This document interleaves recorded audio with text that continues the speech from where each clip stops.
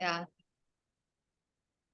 Let's just keep practicing our names, right? So that we pronounce it right across the world. Yours or Yeah, mine. Yeah. How do you say my name?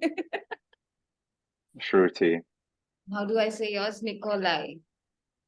Yes. Oh my gosh. And I think Yes, Shruti. that was way more fun, right? I mean, pronouncing our names. It was funny, but yeah, it was still more fun talking that way. Yeah, yeah, Absolutely. absolutely. Absolutely. And it's so amazing to finally have you, Nikolai, on my podcast, which is called as Iti Shruti. Do you get the sound of it? Yeah, Shruti. Yeah. Yes, it's a little difficult, but I think you got it right in literally a couple of goes. So thank you so much, and thank you so much that we are again talking within 2 months or so, right? We just spoke a while back, and there is my experience and my journey sharing on your platform and podcast, and I I still remember how excited I was, and this feels so much better when I'm supposed to be asking questions and you're supposed to be answering this. Well, I'm glad you think so. Yeah, your episode actually went live yesterday. Well, I don't know when this episode will go out, but it went live on April 6th. So that was cool to rewatch that. But I'm also glad that you're happy because I'm happier to be answering questions than to be preparing for the interview. It's I think it's easier to just show up and talk. I know, right? I know. I totally get this. So, while I try to celebrate you, Nicola, and that's a great mug. Can you show that again? Was that Mickey? Ah, That's yes, it was Mickey. that's really nice. I kind of like that mug. It's good. It's nice. So, It's a funny mug. yeah. So while you have this glorious experience of 15 plus years in testing and everything, and working with esteemed brands and creating one from ultimate QA that you have as your own thing to SauceLabs where you're working, I have three questions really, which I want to ask you and understand from you how this journey of Nikolai has been. So my first question is, what were your learnings in the first 10 years of your testing, journey? So from 2008 to 2018, while you were working, you worked at four different places. How was that journey like? Yeah, wow, that's a certainly a big question to go through 10 years of learnings. This is I exactly think how I felt when you were asking me questions. I can totally relate to this. so I think the easiest way to go through the learnings is maybe to tell some stories that happened to me throughout my journey, and I'll also talk about the lessons that came out of those stories. So the first automation project that I worked on, back in the day when I was starting automated software testing, there was really only two popular tools: QTP or HP QTP, which doesn't exist anymore. I think there's some weird version of it, but like very few people use it. And there was Selenium that was starting to grow and becoming better. So I was using HP QTP with a team of, how many of us were there? There was like four other people on our team that we were working on automating a web application. And we were using a keyword driven framework, which we decided was a standard there. I guess it was a common thing in the QTP world to have an Excel spreadsheet Yeah. where you have keywords that you put in, and those keywords perform actions, and you have descriptions and so on, with the ultimate idea that at some point manual testers will be able to write these automated tests using our keywords, which is lesson number one. I would say 100% a fallacy. I've never in my career seen that approach work, where anyone is creating keywords for automated testers to use, because ultimately I think it's extremely difficult to create such a system. Ultimately, what we're trying to say is that we are developing a an like AI-like system or a low-level automation system that's going to allow manual testers to test, right? Which are constantly being sold in the industry, and for the most part, always fail, at least long term.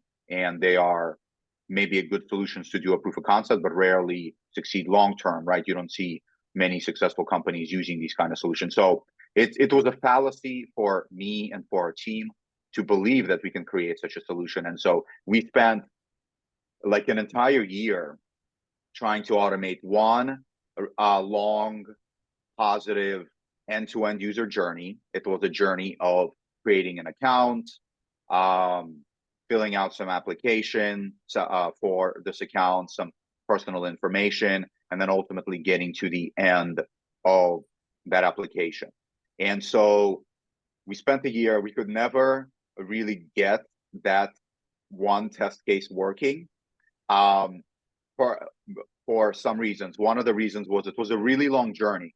And so especially back in 2008, the tools were poor, really hard to automate a long journey that flows through many screens, that has account creation, that has filling out many forms and going through many pages in order to be able to automate it. I would say even today, that's really hard to automate, especially if you don't have good test data management, which we didn't. We had to use dummy data, and so that created a lot of separate issues. Outside of that, I think our other biggest lesson learned was the Yagni principle. You ain't gonna need it, or you ain't gonna need it principle. And the reason for that, how I learned that lesson very hard from that job, is we spent a year trying to create so many amazing functions and like methods and things that we can use for the future that will allow us to automate anything whenever we finish those functions. We basically spent a lot of time developing stuff we never used. We over complicated everything. And then we never were even able to automate one scenario. So those were like big lessons that we took away. Was, man, we just spent a lot of the company's money on really doing nothing. We just wrote code, which was great for us, but sucky for the company because they got nothing out of us except people just banging on the keyboard. And so those were big lessons that I took away to my next jobs. Should I keep going, or should I stop the question? Absolutely. But first of all, I would like to thank you, for being so goddamn honest. I'm sorry for using that word goddamn, but seriously, since couple of days, I was like, why did I spill all the beans with all that simplicity and truth loaded bomb when I was talking to Nikolay? And I feel so much better today because it feels like a tester talking to another tester, and just telling, okay, what all kind of crazy stuff and sometimes even nonsense that happens in the automation team. And I think it takes a lot of bravery and madness to even say all this that you said, really. And I want to thank you for that. And you can keep going. Yes, I'm all yours to what's next. Cool. Yeah, sounds good. Thanks, Shruti. Yeah, I mean, like, it's interesting to me because we are all human beings. So we're not perfect. We all make mistakes. Learning the art of software development, which automated testing is, that it's a software development, maybe in a more defined scope, right? Software development has such a huge scope. Automated testing is a specialized scope, but it's still software development. So like, how do you learn to become an amazing software developer without going through a journey of making tons of mistakes? And so the only way that we can learn from those mistakes is when we reflect, think about them, be honest about them, and say, hey, look, I messed up. Let's take these lessons and do it again and again and again until we become sensational at our job. My friend Titus Fortner, one of the Selenium project leads, always jokes that everyone starting in automated testing messes up their first 3 automation frameworks, and then only after that they get it right. And I was like, yeah, that's pretty much about right. It took me about that many tries to get it right. And so that's actually one of the reasons at one point where I started Ultimate QA was to help and teach the community the lessons and struggles that I faced so that they can avoid them. Maybe someone will read my article and be like, oh, wow, okay, this totally makes sense. Maybe I don't want to follow this route. I want to try something else instead. But we'll circle back to that question in a moment. I just wanted to kind of plant the seed about one of the reasons why I created it. No, okay, cool. Sorry, go ahead. I definitely get this because I think at one point in life we all feel that need of giving back to the community, right? So my move from a tester after 7.5 years of experience at banks and MNCs everywhere, and then getting into startup, you know, as solution architect, solutions engineer, whatever you call it, was because of this exact innate feeling. And I think I relate to you when you say this, right? That was one of the reasons or seeds why you actually wanted Ultimate QA to happen. And that is actually my second question, because and there are actually two parts to this question, because I also realized you were working at Fulcrum, correct me if I'm wrong, and Ultimate QA, and something happened there parallelly. So was it really that both these things were happening parallelly, and how okay was your employer when you started something like this? Or maybe the timelines are different, you can correct me there. But I also want to understand, how did you really, get going with creating and something like, starting something like Ultimate QA for yourself? Okay, sure. So do you want to transition to talking about Ultimate QA? I want to. I want to Yeah, understand. sure. Yeah, so yeah, like you said, at some point, I feel like we get to a level in our career where we do want to contribute and give back. And that has been one of the most rewarding, actually, aspects of my career. And what drives me a lot today is to get back, give back, and share my experience with the community and connect with the community and help to elevate other people to a better career and a better job satisfaction and so on. And so that was for me like a point of when I created Ultimate QA. I wanted to create tutorials, create blog posts around my lessons learned and share those with the community to help elevate them. And yeah, and so that's actually it's been a passion of mine. And I think that aspect of getting like certain messages from people on LinkedIn, on Twitter, through YouTube comments where they say, hey, Nikolay, thank you so much for creating this. It really helped me. It changed. We were doing this before at our job, and now we tried what you recommended, and it transformed the way we do automation. And those kind of little things just kind of keep me going. And so, yeah, I started Ultimate QA. It was actually it was in 2015. So I don't think I think I was transitioning to Fulcrum, or I was still at IX. I need to look at my timelines. I forget. It's a long time ago now. When I ended each job, I only remember that when I have to update my resume, when I ended what job, and when I started it. I have to go back. But but so I started and I was working on it nights and weekends. So never any conflict. And actually, that was one of the reasons I think that stood out to Fulcrum when I went to apply an interview there. And a great tip that I can give to everyone in the industry that wants to stand out, wants to compete, was when I went to do the interview. Of course, I crushed a technical interview. That part is super easy for me these days. But if I didn't, a point that makes me stand out is that I run a community of automation engineers and I train them. And I have, what's cooler is I have open source repositories. I have tutorials that show exactly the kind of work that I can do.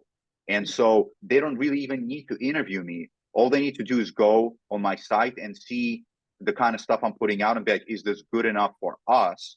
And if they deem it good enough, then they can hire me. And so that was one of the reasons I got hired in Fulcrum. And actually, one of the reasons I got hired at SauceLabs too was because I created a tutorial around how to use SauceLabs. I put it up on YouTube, and Udemy, and they saw that, and then they needed someone who specializes in C#. So they reached out to me, said this tutorial is amazing, put me in contact, started interviewing with the teams, got the job, and here we are. Gosh. And isn't it also very rewarding, because when you have created this entire system for yourself, it's also like your second source of income. I'm sorry if I'm digging in the right or wrong places, but at least you're creating something that is your own, that is your own identity, or maybe what people call these days as brand. And you can you don't have to then depend on a job, but you actually get your assignments or courses and things going from here. And like you also said, a brilliant point, that probably you don't even have to give an interview. People know, and you just get another job of yours. Yeah, that's a beautiful point. I would say, yeah, starting your own brand and business is a challenging and rewarding endeavor. Running a business requires a totally different skill set than writing automated software testing. It involves, a lot of extra things that you have to do that we don't do on a daily basis. So the revenue part, Ultimate QA has never really generated me much revenue. It actually costs me more money to run it than I make from it, which is totally fine. I think in the long term, it will be very successful and very beneficial. I mean, it's honestly, which is very, very interesting conversation that we're having there. I see now a lot of correlation, and like a lot of correlation between how Ultimate QA has been growing over time and what it has taken in terms of effort and money to grow it, to a lot of like startup stories. Like you were at a startup. So like what I learned is a lot of startups in the beginning, they just spend a lot of money and they lose money every single year for many years until they reach a certain point where they figure out how to become profitable. And then at that point, they start to grow and scale. And I'm like, that has been exactly my journey at Ultimate QA. I spent a lot of money and a lot of time over a period, but I was doing it out of love. So it was totally okay for me. And then I think comes a point where you figure out what works, what doesn't work, your business model, and then you start to grow a much bigger, more profitable brand, which I think Ultimate QA will become as well. You know that moment of lightning striking that I saw on your face when you just answered this last statement of yours, it made me feel like maybe at least 5 or 10 times this question would have been asked to you about Ultimate QA, but it felt like this was the first time you had this groundbreaking kind of reaction. I don't know why. I just felt it. Yeah. It's I've connected it before in my head. I've never spoken to anyone about this. I've connected it in my head, but you're the first person that I got to say this out loud to. No, I'm just so happy because I see like how we as testers automate user journeys and flows which are so long, tedious. The test data is broken, sometimes the flow is broken, sometimes you have to create 2 different frameworks to maintain that flow. I think our journey as humans is also very similar. We all look at things like, okay, this happened to me, that happened to me, but I think as I'm growing older, I realize everything just connects back the dots. Right. And I totally understand when you say that you have given more time, money, and efforts to Ultimate QA. But if you got a job or 2 out of it, I think that investment already paid, right? Because it's getting you money, which is a constant source of income. So I just feel so proud of you, Nikolay, because this is really, really good to hear from one tester to another. And, despite all the differences of maybe gender, color, race, geography, it feels so transparent and humble that despite all these differences, we have really similar stories of what we are aspiring to do and how long term we see really. So thank you, first of all, for being so transparent. And I think I kind of cut you in your stories that you were mentioning about the first 10 years. So do you also remember any more stories that you want to share before I jump into the finale question that I have for you? Yeah, sure. And thank you so much, Shruti, for mentioning that and for talking about how we're connecting on a human level, right? Regardless, as you said, regardless of gender, race, whatever. At the end of the day, we're all humans experiencing a life that can be challenging, can be rewarding, whatever we make it out to be. But we can all connect on many different ways, and I think it's a beautiful part of life. So yeah, about my journey through work, I would say the other big lesson that I would take away from my first 10 years is the KISS principle, outside of Yagni, which is not Did you just say doing that? premature optimization. Oh I'm my sorry. God, did you just say that? Because when you were talking about your story, this was exactly the technique that was going in my head, which, my first company taught us during our training programs, and they used to give us QTP RFT at that time. I'm so sorry for cutting you there, but I No just problem. feel so happy because we think alike. And this was the one technique. I know how crazy that name sounded, and everybody in the room of all of us as students sitting there and employees, and we were like, what did he just say, what technique? But that is one of the techniques which has stuck with me all my life, and every time somebody asks me to, we need to automate this, Shruti, and I'm like, really, like, how many times are actually we going to use this thing? If it's a one-time job, why not just do it manually and not automate it? So yeah, please go ahead about the kiss technique, right? Yeah, totally agree. So KISS stands for keep it simple, Yes. silly, or Yes. stupid, depends how derogatory you want to get. So yeah, I think this one is actually really, really huge and fundamental to automated testing, software engineering. To me, it's like if we think of some wonderful teachers in our lives, people that explain things well, what do? They distill the complicated down into something simple.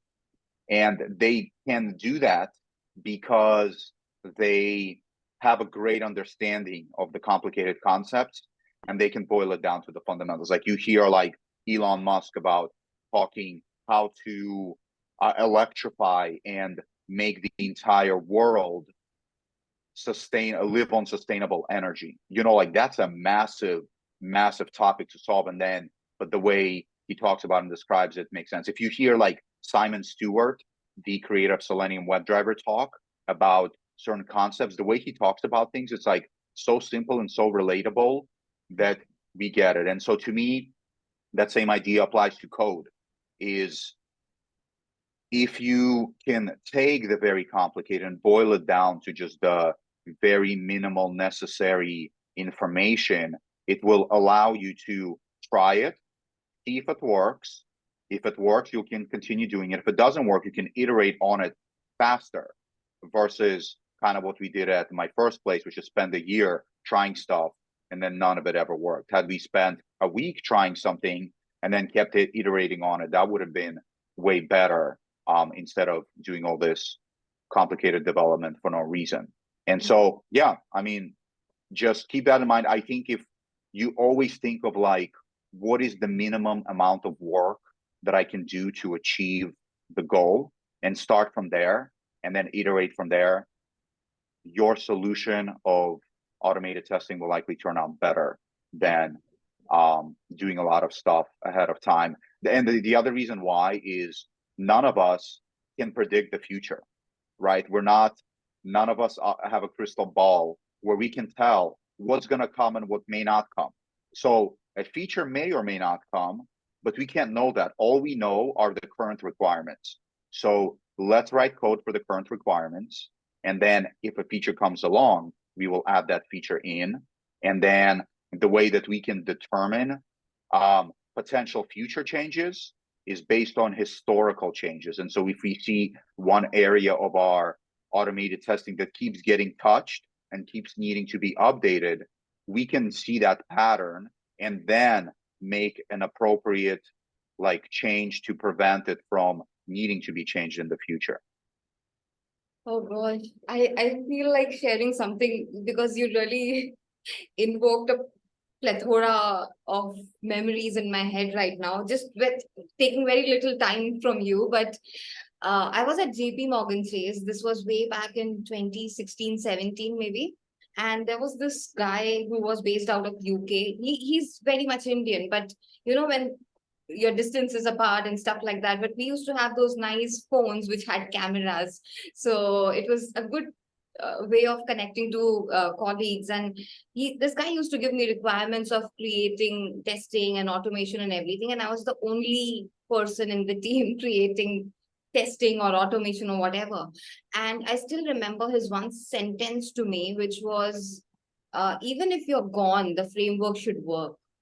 And the developers who used to sit in the same cubicle as me, they were like, oh my God, he's already thinking of eating your job away.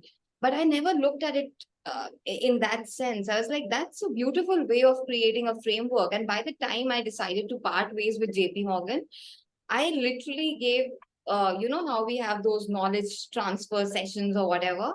I literally trained my entire development team to make use of that testing framework. And I think that's a big achievement for a tester. When you're leaving the organization, you're training your entire development team and they would be taking care of automation. And what you just said, I mean, I didn't ever realize that there would be so many commonalities between the two of us with respect to how we look at test automation or how we create test automation. So I don't know how many times I'm going to thank you for all this. Yeah, I totally agree. I think it's funny. I think that's why we start podcasts or blogs, because we discover that when we work with clients or just could talk with people, we're all going through the same problems all the time. And it's like, why are we repeating the same lessons over and over? Like, why can't we just stop some of these things, like put them to rest and be like, hey, like, we've been talking about this for 20 years. Let's stop doing this and let's move on and try to solve a different problem. But it seems like no matter how many podcasts or blogs we start, a lot of big journeys we experience are very similar. I think we'll keep making the sound and noise and not stop being Yeah. vocal till somebody understands, right? I think that's the least we can do. Yeah. But Right. I have a last question for you, which I want to understand your latest transition of roles, right, at Sauce, which is you have been a solution architect for a very long time. And then now you move into a developer advocate role. How different or similar or same do you look at these two roles? Like, is there any difference at all for you, or you are like, I was already preparing for this?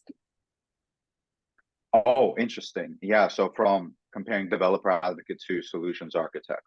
Well, solutions architect is a customer facing role where you're ultimately a consultant that works for the software company that you support. And the customers bring you on whenever they have technical challenges. You are an expert in those technical challenges. And so they bring you on to help them solve them. A lot of times these technical challenges seem as though they are related to the tool, which I'm currently working for SauceLabs. So they seem like they're related to SauceLabs, but at the end of the day, they kind of end up being just challenges with technology or programming languages or other tools. Yeah. And so, or even like ability to decide what to test, when to test it, how to test it. Yeah. And so we end up being consultants, like automation testing consultants for these companies, which that's a really great part, because you get to learn a lot of, as similar as you get to learn so many lessons really quickly, because you get to work with hundreds of clients all over the world of different sizes, and you get to see the challenges that they're facing. And a lot of those challenges are very similar, right? It's like, yeah, so very similar, and you get to see similar patterns, and you're like, huh, why is everyone doing this? Let's stop doing this. And so you may create blog posts and videos around it. The developer advocate role is a community focused role. So you give the value that you have from your knowledge by sharing presentations, talks, conferences, and also try to create a community that is interested in similar topics as you are. So technically wise, both of them require similar skills.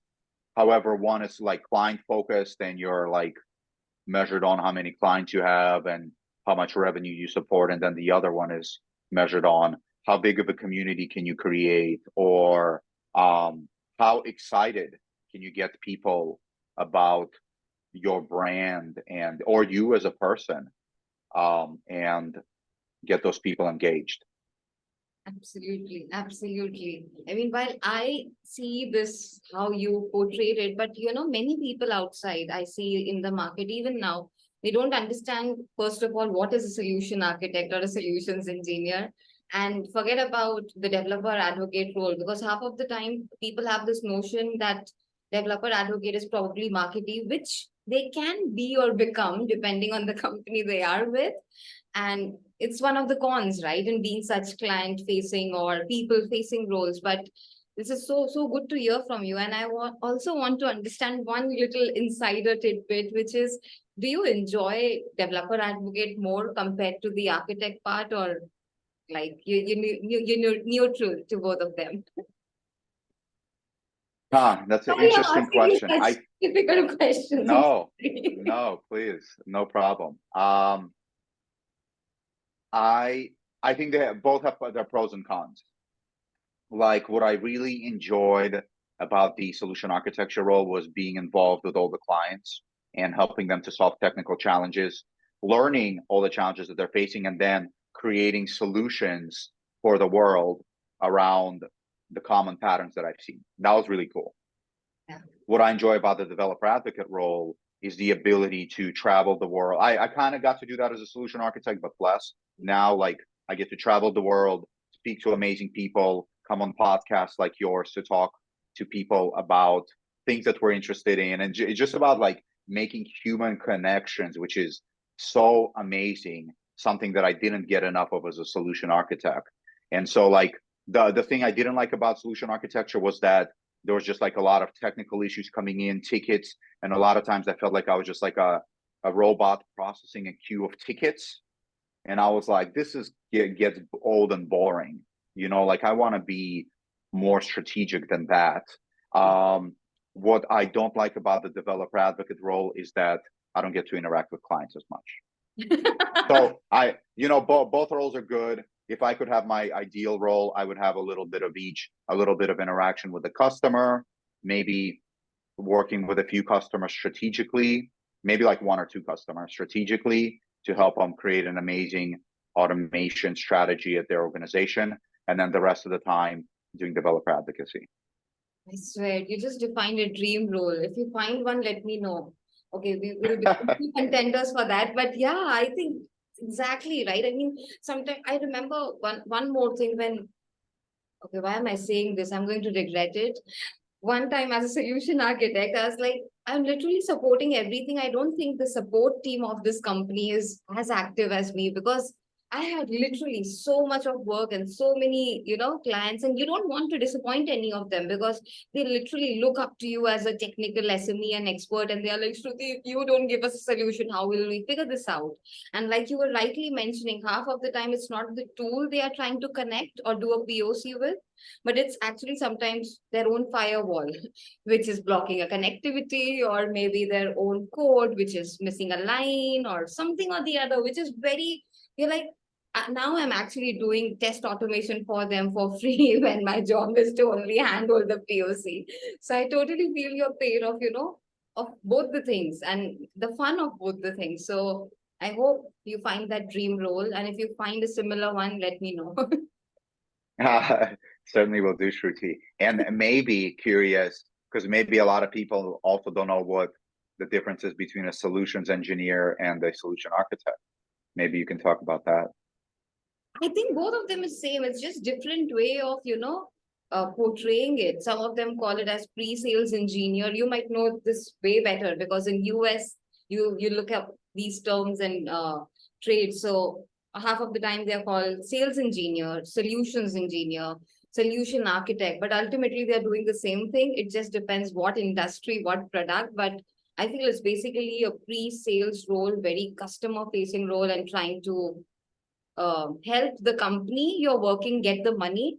But to get them the money, you're actually supposed to help the client see the value in the product. So I always felt like you're working for the client, but you're actually getting the money from your main company because you're supposed to do their work, right? You're supposed to do the job. If it sells, it gets revenue for the startup, it gets money for you, but you're actually helping testers around the world, which is how I look at the beauty of solutions engineering, solution architect, or whatever they may call it, sales engineer.